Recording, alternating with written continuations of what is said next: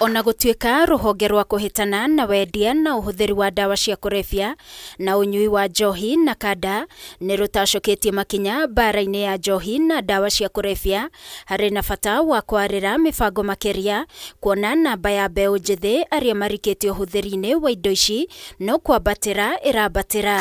2 3 Harĩ namba ya andũ arĩa maranyua njohi, gĩcunjĩ kĩa 40% nĩ mbeũ njĩthĩ, icigo cia Rift Valley, Nyanza, Central na Nairobi arĩcio igũmĩirwo makĩria ihinda-inĩ rĩrĩ. Na gũkinyĩria rĩu, rita 342 cia cang'aa nĩcio ihithũkĩtio, rita 2.5 cia kangara, rita 70,743 cia njohi cia maigĩrĩra, kiro 6,000 cia bangi. Cienderio cia njohi 15,538 nĩcio ihingĩtwo, cienderio 381 cia shisha nĩcio ihingĩtwo, na wandũ 29,898 nĩo maikĩtio ngono. Makĩrugũria mũtaratara wa ũruti wĩra wa mĩaka ĩna yũkĩte,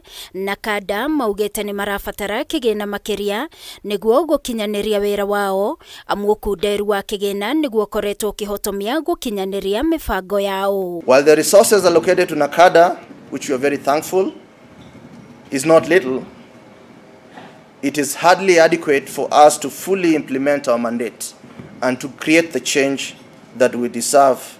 When we juxtapose our estimates to what we get, we are operating at 50% gap. We realized that we require 12.2 billion Kenya shillings at least to make an impact when we look at our strategic plan. Na nĩguo kũhotana bara-inĩ ya ndawa cia kũrebia na njohi, aciari nĩ marabatara makuruhanio na njĩra ya gũthomithio oro ũndũ ũmwe na arutani mathukuru-inĩ. The sensitization of 10,021,630 parents on positive parenting, also developing guidelines targeting learning institutions and partnering with county governments and other stakeholders on matters rehabilitation. Na warĩa makoretwo maregeire biacara-inĩ ĩno na kũnyarira mũtũrĩre wa aingĩ nĩ morĩtio kwĩyeherania na thũgũrĩ ĩno, NACADA makiuga nĩ marabatara ũnyitanĩri mũnene bara-inĩ ĩno. Bara ĩno ndĩngĩrwo nĩ mũndũ ũmwe,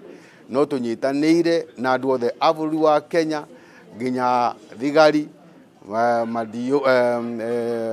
gau tũnyitanĩire na all professionals. But we can't, as a government, keep spending money on treating people while the supply is still on. And so what I want to appeal first, number one, is to those who are deliberately doing this business to hurt and make the lives of our Kenyans miserable. I want to ask that they stop the business. Ngĩribotera Kameme TV niĩ njĩtagwo Wangui wa Mũirũri.